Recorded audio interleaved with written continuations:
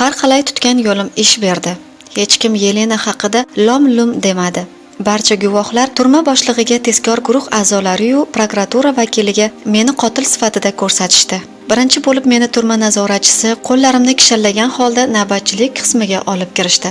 U yerdagi zaxil yuzli mayor ham menga tanish edi. Turmaga olib kirishganda ilk bor o'shandan ulush olgandim. Hali kelib bizning hamkasbimizni o'ldirishga jur'at etdingmi sen-a?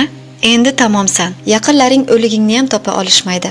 Mening yaqinlarim yo'q dedim beparvolik bilan. Endi menga baribir. Mayor bu gapni eshitgach, 10 chandon tutoqdi. Mushlarini tugib ro'paramga keldi-da, mush tushirdi. Men xonaning narigi burchagiga uchib ketdim. Tishlarim sindi shekilli, og'zimdan laxta qon kela boshladi. Ammo mayor ahvolimga qarab o'tiradigan holatda emasdi. Tepamga yaqinlashib, duch kelgan yerimga tepa ketdi. Mayor, bu nima qilganingiz dedim. Xo'janak bo'lib olgancha xush-behush yotardim-u, quloqlarimga kimningdir dag'al tovushi aniq kirib turardi. Shu tovush kelgan zahoti mayor meni tepaklashdan to'xtab nari ketdi. Jonim sal orom oldi. Chuqur-chuqur nafas olishga urindim. Afsuski, ich-ichimdan paydo bo'lgan kuchli og'riqlar nafas olishga yo'l bermasdi. Aqldan ozdingizmi? O'shqirdi ovoz egasi. Kim sizga mahbusni kaltaklashga izn berdi? O'rtoq podpolkovnik, o'zini oqlay ketdi mayor. Vadimning boshiga yetgan mana shu yaramas bo'ladi axir. Xo'sh, shuning uchun kaltaklash kerakmi?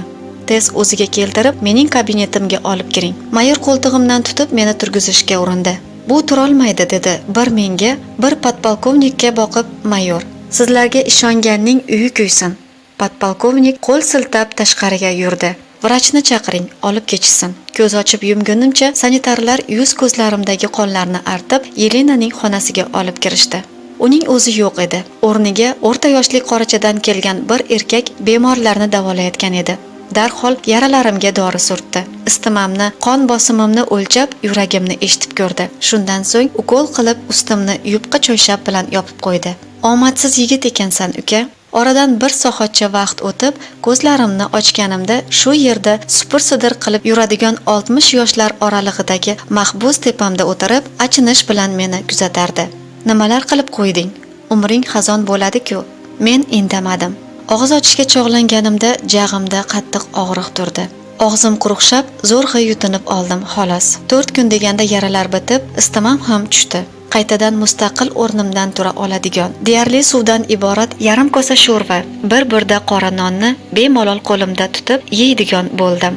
Xayolimda esa hanuz Yelenaning mahzun chehrasi aylanar. O'zim emas, faqat uning taqdiri meni qattiq tashvishga solib, yuragim siqilardi. Tushga yaqin shiftga tikilgancha navbatdagi mulozamatlarni kuta boshlaganimda ichkariga o'zim bilgan turma nazoratchisi kirib keldi. U astoydil pol yuvayotgan keksa mahbusga qarab olgach, tepamga keldi. Xo'sh, mahbus Sharipov, o'rningdan tura olasanmi? Men qovog'imni uyib ohista bosh irg'adim.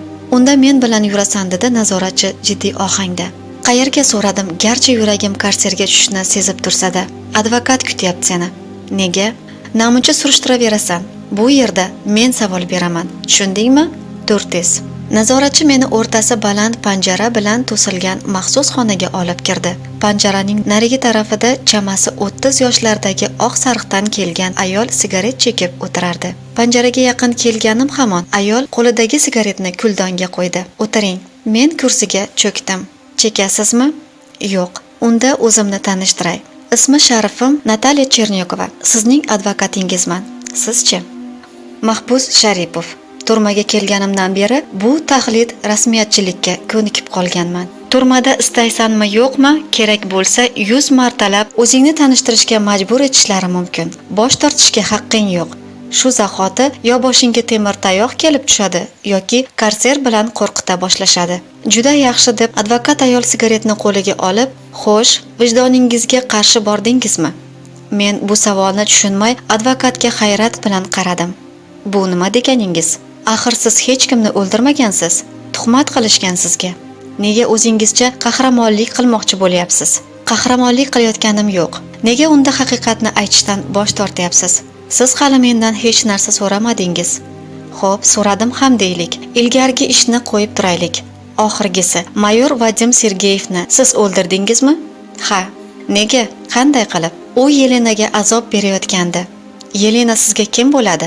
Buning sizga ahamiyati yo'q. Yaxshi, qanday qilib o'ldirdingiz? Polda pichoq dumalab yotgan ekan. O'sha bilan o'ldirdim. Afsuski pichoq sopiga siznikidan tashqari yana Yelenaning barmoq izlari ham aniqlandi. Bo'lsa bordir, pichoqni Yelena mendan oldinroq ishlatgan bo'lishi mumkin. Sharipov, yolg'onni eplay olmas ekansiz. O'ylab ko'ring, men sizni himoya qilishim kerak. Buni sizning yordamingizsiz amalga oshira olmayman. Nega tushunmayapsiz? Menga yordamingiz keragi yo'q. Nima? Bir umr turmada o'tirib qiynalishni istayapsizmi? Bu yerlarning qanday joy ekanini bilasizmi? Bilaman. Juda qo'pol va qaysar odam ekansiz. Shunday tug'ilganman. Konvoy olib chiqing. Ha, advokat astodil yordam berishni, haqiqatni ro'yobga chiqarishni xohlayapti. Ammo nima qilay? Ilojim yo'q. O'zim yoqtirgan ayolni, xayolimdagi farishtani qamoqqa tiqib qo'yadiganlardan emasman. Undan ko'ra o'sha jazoni faqat o'zim o'tashni ixtiyor etaman va bu yo'lda hech qachon ahdimdan qaytmayman. Konvoy kirdi deguncha ikki qo'limni orqaga qilib tashqariga yo'l oldim. Tun cho'kdi. Sanchasda ham soat kechki 10 dan so'ng chiroqlar o'chirilib qo'yiladi. Tashqarida faqat nazoratchilarning oyoq tovushlari yu navbatchilik qismiga endigina olib kelingan mahbuslarning baqir-chaqirlari, soqchilarning do'q-po'pisalari eshitiladi. Xayriyat, muolajalarim tamom bo'ldi. Xudo xohlasa, ertaga kameraga qaytaman. Ochig'i, kamera ancha tinch. Mahbuslarning turli hazil-huzurlarini eshitaman. Faqat Kavkazlikka o'xshagan qo'rs mahbuslarni hisobga olmaganda kameraning yomon joyi yo'q. Bu yerda-chi, kunora o'zini so'ymoqchi, osmoqchi bo'lgan tomirini kesganlarni olib kirib turishadi. Shirin uyquda yotganingda o'shalarning hayqiriqlaridan uyg'onasan. Ularga qarab yuraging battar muzlaydi. O'zingni o'shalarning o'rniga qo'ya boshlaysan. Qarabsanki, tongga qarab uxlay olmay azobda qolasan. Bir mahal kimdir ichkariga kirib xona chirog'ini yoqdi. Men hali ko'zimni ochib ulgurmay, ikkinchi qavatda yotgan mahbus sakrab o'rnidan turdi. U men tengi, aytishlariga qaraganda nashafurushlik qilib qo'lga tushgan. Shu gal 7-marta qamalishi ekan. Kechagina xumor tutib tomirini kesib tashlagach, bu yerga yotqizishgandi. Sen yotaver, Misha. Chiroqni yoqqan turma nazoratchisi edi. Sharipov, sen o'rningdan turib kiyimingni kiy. Menmi? Nazoratchining sovuq nigohlarini o'zimga qadalganini ko'rdim-u, o'rnimdan qo'zg'aldim. Oldimga tush, buyurdi nazoratchi. Tezroq bo'l, imillama. Turmaning bir jihati menga yoqqandi.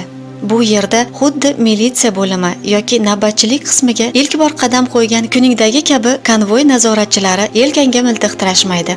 Qo'llaridagi charim tayoqlarni hisobga olmasa, hech bir qurolsiz tinchgina kerakli joyga olib borishadi. Biz nazoratchi bilan nim qorong'i yo'lak bo'ylab butkul boshqa tarafga ketib borardik. Ko'z o'ngimda faqat karser gavdalanar. Shu sababli shoshilmasdan qadam tashlardim. Qizig'i, nazoratchi ham tezlay demasdi. Nihoyat uzun yo'lak tamom bo'ldi. O'ngga burildik. Bu yerda yashil rangli temir eshik bo'lib, qiya ochiq edi. Devorga o'giril, buyurdi nazoratchi. Shu yerdan qimirlama. U ko'z ochib yumgunicha ichkariga kirib chiqdi va yana buyurdi. Endi ichkariga kir. Esingda bo'lsin, sen turma boshlig'i podpolkovnik Rafael Nikolayevning huzuriga kiryapsan. O'zingni yaxshi tut. Aks holda nazoratchining so'zini ma'qulladim va sekin ichkariga mo'raladim.